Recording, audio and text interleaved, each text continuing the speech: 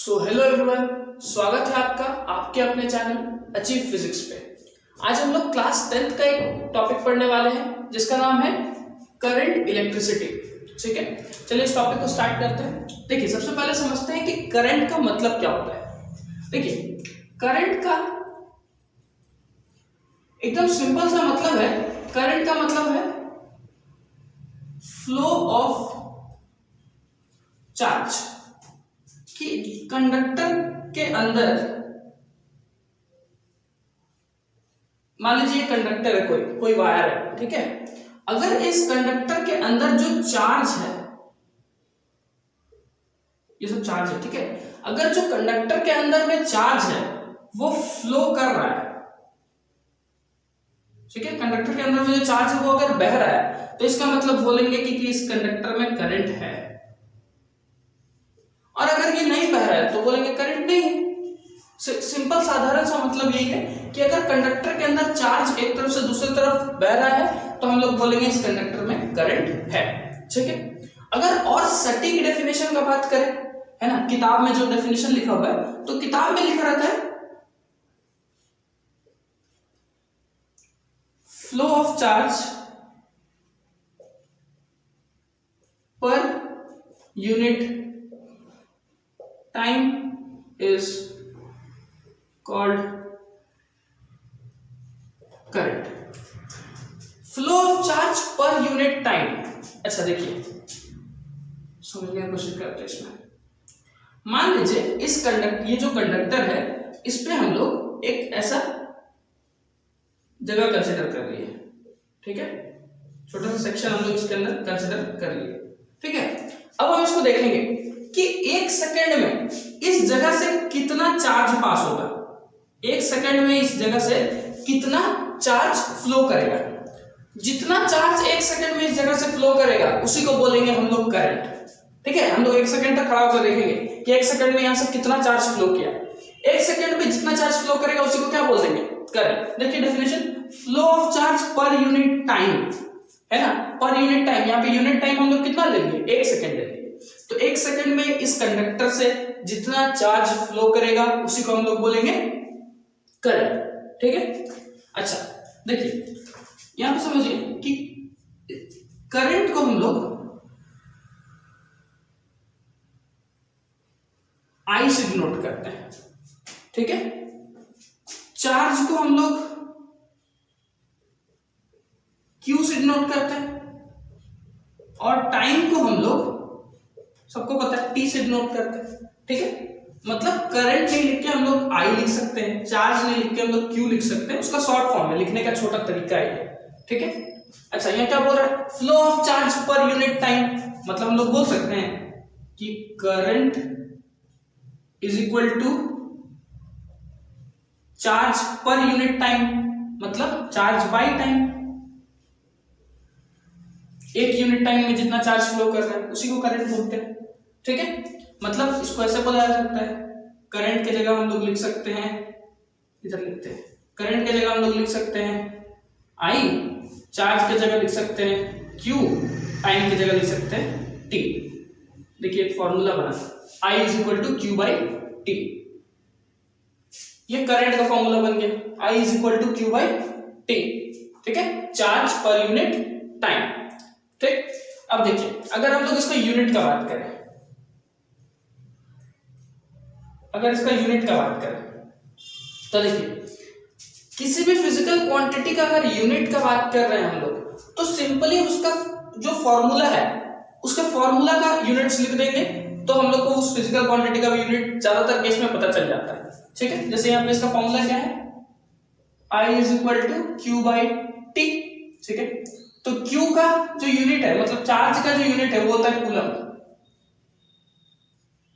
ठीक है, और टाइम का यूनिट होता है सेकंड। तो यहाँ Q बाई टी है, मतलब कूलम बाई सेकंड, तो इसका यूनिट क्या हो जाएगा, करंट का यूनिट हो जाएगा कूलम बाई सेकंड, या फिर इसको पढ़ने का तरीका है कूलम पर सेकंड, ठीक है, पढ़ने का तरीका है कूलम पर सेकंड। इसी को हम लोग बोलते हैं एम्पियर, इसी को हम लोग क्या बोलते हैं, एम्पेयर। एम्पेयर जो है वो ऐसा यूनिट हो गया किसका, ऑफ करंट। ऐसा यूनिट ऑफ करंट, करंट का ऐसा यूनिट क्या हो गया, एम्पेयर। एम्पेयर को ए से डिनोट करते हैं हम लोग। ठीक है, यहां तक समझ में आया आपको। अब देखिए, अगर हम लोग स्मॉलर यूनिट्स का बात करें, अगर हम लोग छोटा यूनिट का बात करें, जैसे मान लीजिए हम लोगों को कोई चीज अगर केजी में नहीं खरीदना है, कोई चीज से कम खरीदना है, तो ग्राम में खरीदते हैं हम लोग, है ना। 200 ग्राम, 300 ग्राम, वो केजी का छोटा यूनिट क्या होगा, ग्राम। वैसे ही अगर बहुत ज्यादा करंट नहीं है, हमको एम्पेयर तक नहीं जाना है, तो एम्पेयर से छोटा यूनिट भी होगा। तो एम्पेयर से छोटा यूनिट दो होता है, एक होता है मिली एम्पेयर और एक होता है माइक्रो एम्पेयर। मिली एम्पेयर ऐसे लिखते हैं, माइक्रो एम्पेयर ऐसे लिखते हैं। ठीक है, तो अगर मिली एम्पेयर से रिलेशन की बात करें तो 1 मिली एम्पेयर बराबर होता है 10⁻³ एम्पेयर और एक 1 माइक्रो एम्पेयर बराबर होता है 10⁻⁶ एम्पेयर। ठीक है, समझ आया करंट के बारे में। ये था सब कुछ करंट के बारे में, इतना नोट कीजिए, फिर आगे का टॉपिक पे आते हैं। देखिए, डिफाइन 1 एम्पेयर करंट। ये सवाल स्कूल्स में अक्सर पूछा जाता है कि 1 एम्पेयर करंट को डिफाइन कीजिए। तो जब भी कभी भी किसी एक यूनिट फिजिकल क्वांटिटी को डिफाइन करने बोलता है, तो सीधा सीधा उसका एक तरीका है कि आप इसको, जो इसका फॉर्मूला है वो लिख लीजिए। करंट का फॉर्मूला I = Q/T, यही होता है। और इन दोनों के आगे 1 1 लगा दीजिए, यही होगा 1 एम्पेयर करंट। इसका मतलब कि जब एक कूलम चार्ज का यूनिट यहाँ पे क्या होता है, कूलम, और टाइम का यूनिट होता है सेकंड। तो जब एक कूलम चार्ज जब 1 सेकंड के लिए फ्लो करेगा, तो उस समय जो करंट हो प्रोड्यूस होगा, उस समय जो करंट होगा उसी को हम लोग क्या बोलते हैं, 1 एम्पेयर करंट। ठीक है, so when the charge of 1 coulomb flows for 1 second, then the current is said to be 1 ampere current, है ना। करंट किसको बोलते हैं, चार्ज के फ्लो को ही बोलते हैं। तो जब एक कूलम चार्ज 1 सेकंड के लिए फ्लो करेगा, तो वहां पे जो करंट होगा उसको बोल देंगे 1 एम्पेयर करंट,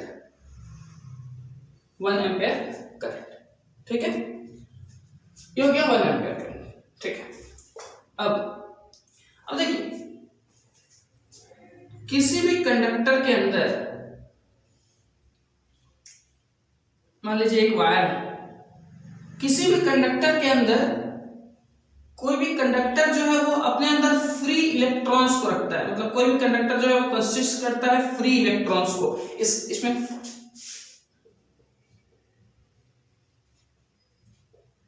फ्री इलेक्ट्रॉन्स होता है, इसी को हम लोग मोबाइल इलेक्ट्रॉन्स भी बोलते हैं।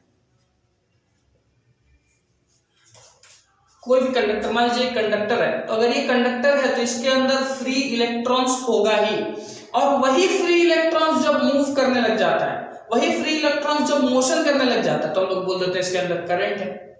समझ में आया? तो करंट किसकी वजह से होता है, फ्री इलेक्ट्रॉन्स की वजह से।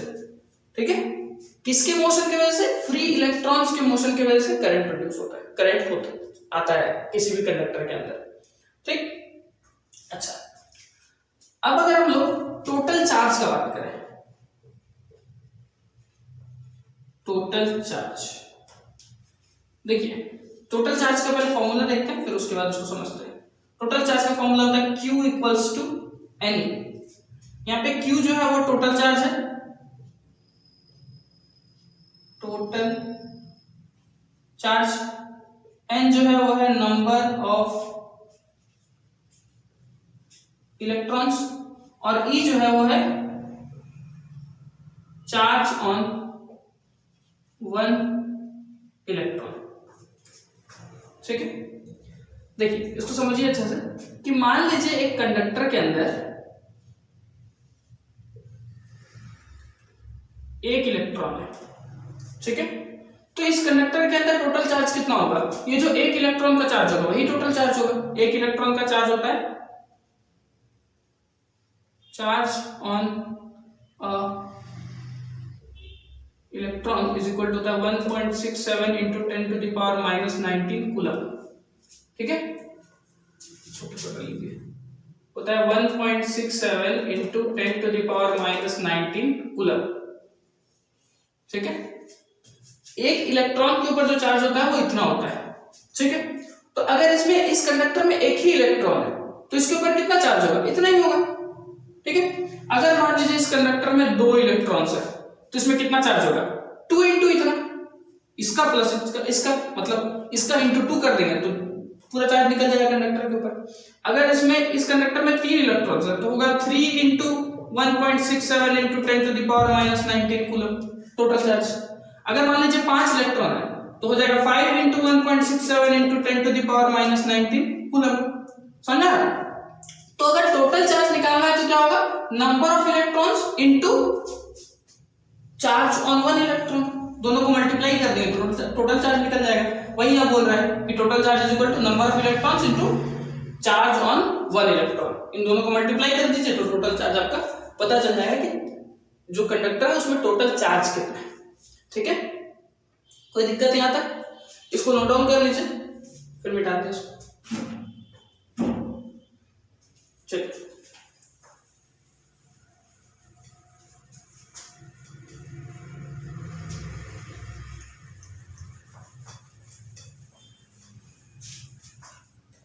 देखिए तो टोटल चार्ज हो गया Q इक्वल्स टू N, मतलब number of electrons into charge on one electron. 5 electrons है तो 5 into charge on one electron, 10 electrons है तो 10 into charge on one electron, 1000 electrons है तो 1000 into charge on one electron, वो टोटल चार्ज निकल जाएगा। ठीक है, तो यहां से एक फॉर्मूला ही होता है, एक फॉर्मूला क्या था कि I is equal to Q by T, तो इसकी जगह लिख सकते हैं Q की जगह NE बाई टी, मतलब एक फॉर्मूला हो गया I is equal to N into E by T. ठीक है, current is equal to number of electron into charge of one electron by time. ठीक है, ये एक फॉर्मूला बन गया। समझा? अच्छा, अभी हम लोग तुरंत पढ़े कि चार्ज ऑन वन इलेक्ट्रॉन होता है 1.67 into 10 to the power minus 19 coulomb के बराबर। ठीक है, चार्ज ऑन वन इलेक्ट्रॉन कितना होता है? 1.67 into 10 to the power minus 19 coulomb के बराबर, मतलब 1.67 into 10 to the power minus 19 coulomb charge किसका होता है? एक इलेक्ट्रॉन का। ठीक है, तो अगर हम बात करें कि एक कूलम चार्ज में कितना इलेक्ट्रॉन्स होगा, तो एक कूलम चार्ज में होगा 1 coulomb charge 1 by 1.67 into 10 to the power minus 19 electrons होगा। एक कूलम चार्ज की बात करें, एक कूलम चार्ज कितना इलेक्ट्रॉन्स को कंसिस्ट करेगा? 1 by 1.67 10 to the power minus 19 coulomb. अगर आप इसको सॉल्व कीजिएगा तो पता चलेगा 1 coulomb is equal to 6.67 into 10 to the power 18 electron. ठीक है, सॉरी ये होगा 6.25 into 10 to the power 18 electrons के बराबर, मतलब एक कूलम चार्ज में कितना इलेक्ट्रॉन्स होगा? 6.25 into 10 to the power 18 electrons. ठीक है, ये सिंपल यूनिटरी मेथड है क्लास 4 कि इतना कूलम में एक इलेक्ट्रॉन, तो एक कूलम में इतना बाई इतना इलेक्ट्रॉन्स। ठीक है, तो दिक्कत? अच्छा, अब एक बहुत इंपॉर्टेंट बात जो आपको नोट डाल करके लिखना है वो है, देखिए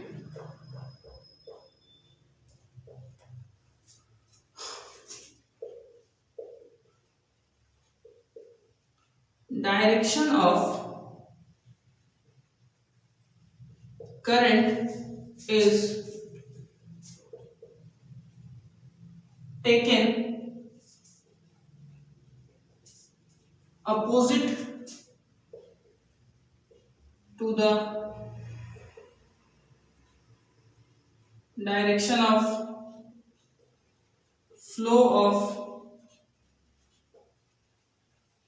electrons.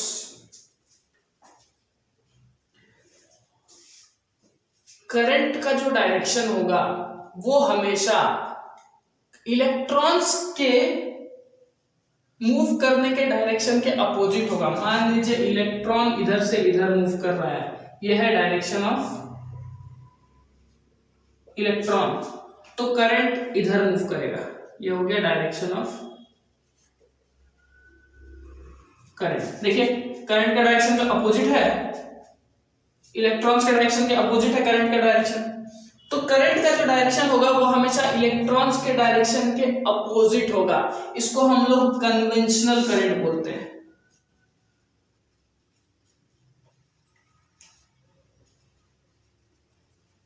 इसको हम लोग बोलते हैं कन्वेंशनल करंट। ठीक है, आई होप कि सब कुछ आपको यहां तक समझ में आया होगा। तो चलिए अब हम लोग कुछ न्यूमेरिकल्स कर लेते हैं करंट के ऊपर। देखिए पहला जो सवाल है ये है, अ चार्ज ऑफ 5 कूलम, मतलब Q का वैल्यू दिया हुआ है 5 coulomb, flows through any cross section of a conductor in 10 second, मतलब T का वैल्यू दिया हुआ है 10 सेकेंड। ठीक है, फाइंड करंट, I मेरे को फाइंड आउट करना है। तो I का फॉर्मूला होता है I is equal to Q by T. ठीक है, ये formula I is equal to Q by T. जब भी क्वेश्चन आप कर रहे हैं पहले लिख लीजिए साइड में कि क्या दिया हुआ है। ठीक है, जैसे यहाँ पे Q चार्ज दिया हुआ है, टाइम दिया हुआ है, मेरे को I निकालना, I is equal to Q by T. Q कितना है 5 कूलम बाई टाइम है 10 सेकेंड, काटेंगे हो जाएगा 1/2, मतलब डिवाइड करेंगे तो 0.5 और करंट का यूनिट एम्पेयर, आंसर। ठीक है, ये हो गया, आसान क्वेश्चन था, ये सिंपल क्वेश्चन था। दूसरा देखिए, करंट ऑफ 0.2 एम्पेयर, मतलब I दिया हुआ है, I is equal to 0.2 ampere is drawn by a filament of electric bulb for 30 minutes. Time दिया हुआ है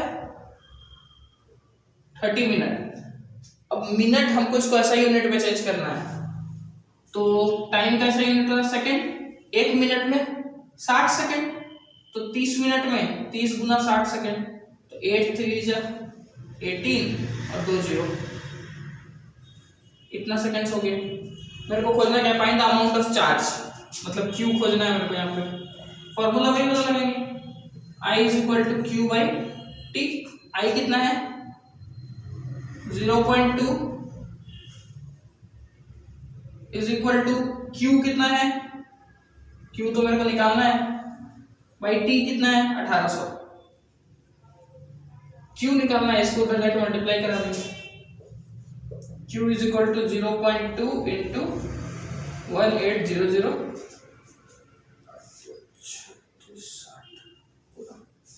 मल्टीप्लाई करेंगे 360 कूलम आ जाएगा, मतलब चार्ज आ गया 360 कूलम। ठीक है, सिंपल था एकदम क्वेश्चन। ये करंट के ऊपर एक दो न्यूमेरिकल्स, ताकि आप लोगों को कॉन्सेप्ट और अच्छे से समझ में आए।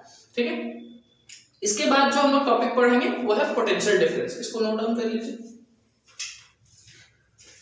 देखिए जो नेक्स्ट टॉपिक है वो है पोटेंशियल डिफरेंस। पोटेंशियल डिफरेंस समझने से पहले एक एग्जांपल लेते हैं, बहुत कॉमन एग्जांपल है, सारे किताबों में मिल जाता है। देखिए मान लीजिए एक पानी का टंकी है, ठीक है, इसमें पानी भरा हुआ है,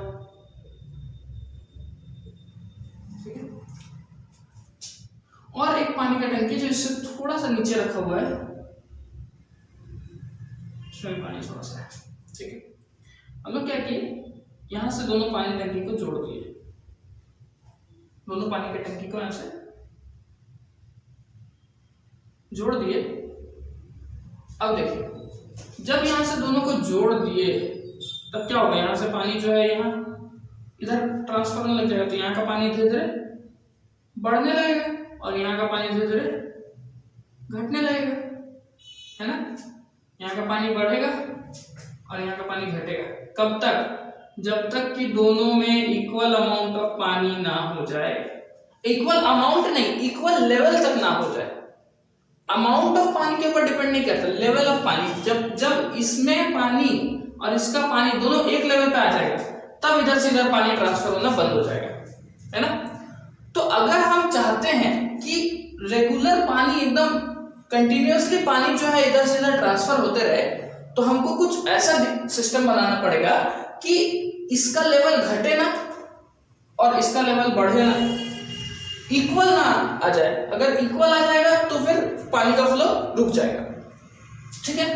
तो हम लोग ये चाहेंगे कि ये इसका लेवल जो बढ़े ना, इसका लेवल घटे ना, तभी पानी जो है वो ट्रांसफर होते जाएगा, ठीक है। पानी तभी ट्रांसफर होगा जब दोनों का लेवल सेम ना हो, दोनों के बीच में डिफरेंस हो, है ना, दोनों के लेवल के बीच में डिफरेंस हो। सेम उसी तरीके से चार्ज भी एक जगह से दूसरी जगह तक तभी ट्रांसफर होगा जब दोनों के बीच में कुछ डिफरेंस होगा, है ना। दोनों के बीच में कुछ डिफरेंस होगा तभी, जहां ज्यादा होगा हाई कंसंट्रेशन होगा वहां से, जहां कम होगा जहां पे लो कंसंट्रेशन होगा उस तरफ में फ्लो करेगा चार्ज, है। और चार्ज के ही फ्लो को हम लोग क्या बोलते हैं? करंट, ठीक है। तो जो डिफरेंस है उसी डिफरेंस को हम लोग बोलते हैं पोटेंशियल डिफरेंस। मतलब दो पोटेंशियल के बीच में डिफरेंस होना चाहिए, एक हाई होना चाहिए, एक लो होना चाहिए, तभी हाई पोटेंशियल जहां पे ज्यादा है वहां से लो पोटेंशियल जहां पे कम है उधर में फ्लो होगा चार्ज। अगर दोनों बराबर हो जाएगा तब फ्लो होना रुक जाएगा। समझ आ रहा है आपको? इसको बोलते हैं पोटेंशियल डिफरेंस। देखिए पोटेंशियल डिफरेंस को और थोड़ा अच्छा समझे अगर आप लोग, तो पोटेंशियल डिफरेंस का मतलब होता है work done in bringing a unit positive charge from one point to another point। देखिए समझिए इसको एग्जांपल से। मान लीजिए वहां पे एक बैल बंधा हुआ है, ठीक है, बैल ऑक्स, ठीक है। हम उसको रस्सी से टान करके लाना चाहते हैं और यहां बांधना चाहते हैं, ठीक है। तो वहां से रस्सी से टान करके ला के जब हम उसको यहां बांधेंगे तो उसके ऊपर कुछ वर्क डन करना पड़ेगा, है ना, तभी तो यहां आएगा। मतलब उसके ऊपर कुछ फोर्स लगेगा, वो डिस्प्लेसमेंट करेगा, मतलब उसके ऊपर वर्क डन होगा, तभी वो वहां से यहां आएगा, ठीक है। अब ऐसा समझिए कि वो बैल नहीं, वहां पे एक यूनिट पॉजिटिव चार्ज है, तो एक पॉजिटिव चार्ज को जब टान करके वहां से यहां लाएंगे तो उसके ऊपर भी वर्क डन करना पड़ेगा, ठीक है। तो एक यूनिट पॉजिटिव चार्ज को जब वहां से टान के यहां पे लेके आएंगे तो उसके ऊपर जितना वर्क करना पड़ेगा उसी को बोलते हैं पोटेंशियल डिफरेंस, ठीक है। अगर डेफिनेशन लिखे तो work done in bringing a unit positive charge from one point to another is called potential difference।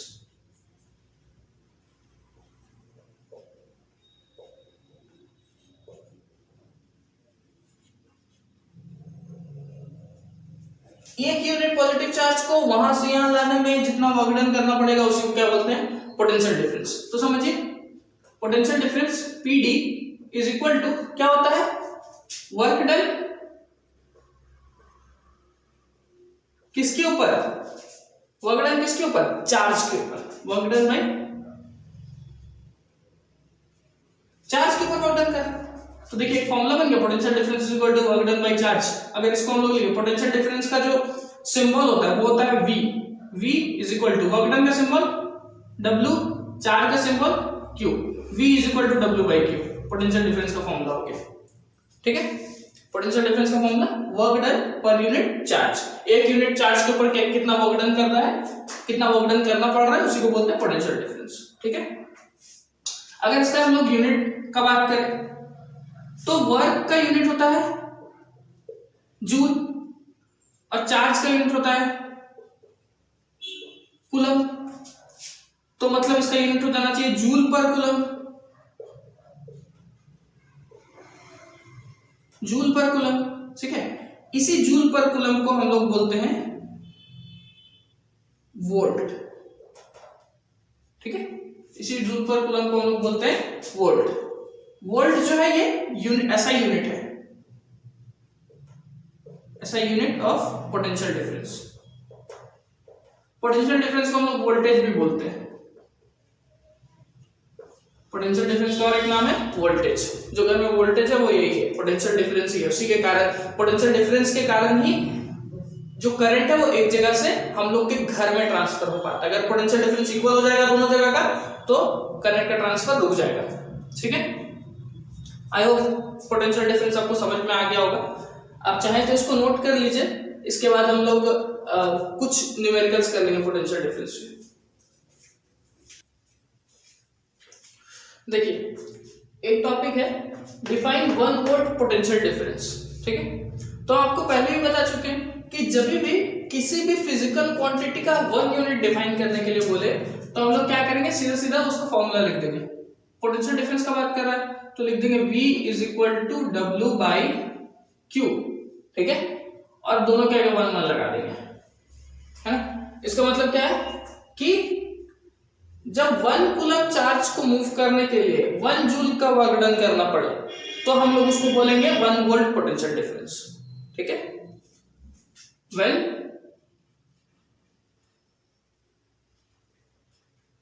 1 joule of work is done in moving 1 coulomb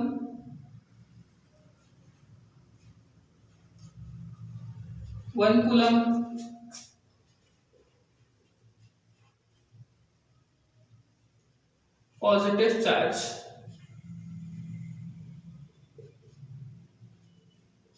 then it is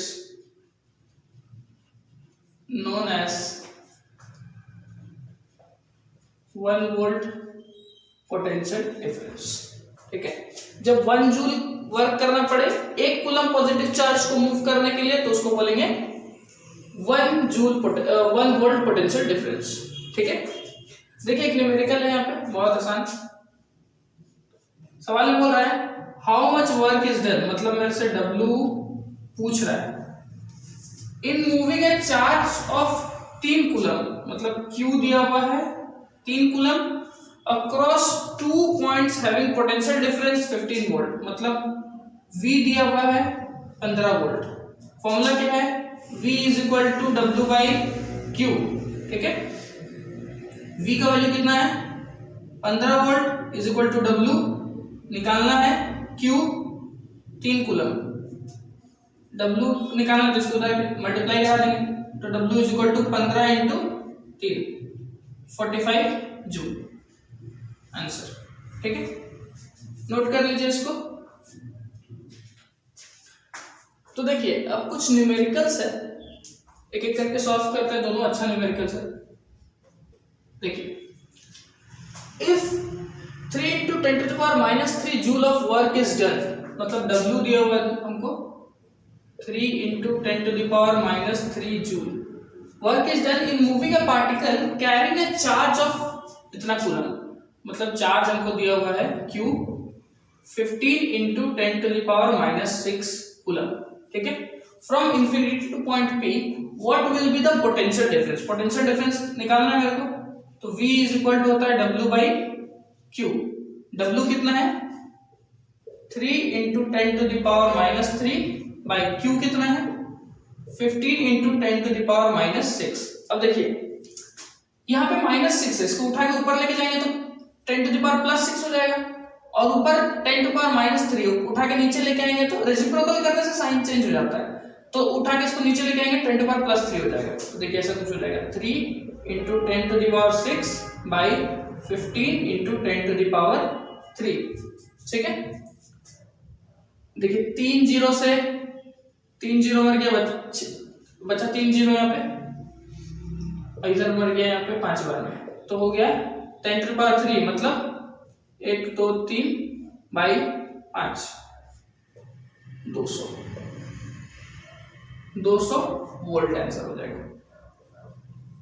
ठीक है, चलिए इसको देखते हैं।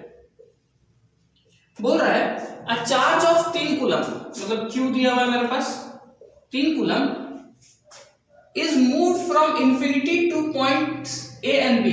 इंफिनिटी से 2 पॉइंट ए और B तक उसको लाया गया। देखिए मान लीजिए यहाँ पे इंफिनिटी है, इस पॉइंट से यहाँ पे ए, यहाँ पे बी, ये ए ये बी, तो इंफिनिटी से ए और इंफिनिटी से ही बी तक लाया गया उसको। तो बोल रहा है कि इंफिनिटी से ए तक लाने में जो वर्कडन लगा वो 15 जूल का लगा, मतलब इंफिनिटी से चार्ज को उठा के ए तक लाने में 15 जूल वर्कडन हुआ। ठीक है, और bringing it to B is 21 joule. Infinity से बी तक लाने में 21 जूल का वर्कडन लगा, यहां से उठा के यहां ले जाने में 21 जूल का वर्कडन हुआ। Calculate potential difference between A and B. A और बी के बीच का पोटेंशियल डिफरेंस चाहिए मेरे को। तो अगर ए और बी के बीच का पोटेंशियल डिफरेंस चाहिए तो ए और बी के ही बीच का मेरे को वर्कडन भी चाहिए होगा। यहाँ पे ए और बी के बीच का वर्कडन दिया ही नहीं है, मेरे को दिया इंफिनिटी से ए के बीच का वर्कडन, इंफिनिटी से बी के बीच का वर्कडन। तो क्या इंफिनिटी से बी के बीच के वर्कडन में से इंफिनिटी से ए के बीच के वर्कडन को माइनस कर दे। सोचिए इसमें से इतना को माइनस कर दे तो ये वाला बच जाएगा कितना, 21 माइनस 15, 6 जूल। तो work done between A and B, A to B is equal to 6 joule. और क्यू हमको दिया हुआ है, हमको पोटेंशियल डिफरेंस खोजना है, तो होता है V is equal to W by Q, W from A to B, between A to B. तो 6 जूल बाई 3 कूलम काटेंगे, 2 वोल्ट आंसर हो जाएगा। ठीक है, अच्छा न्यूमेरिकल्स था ये। ठीक है, इस लेक्चर को हम लोग यहीं समाप्त करते हैं। तब तक के लिए पढ़ाई कीजिए। All the best.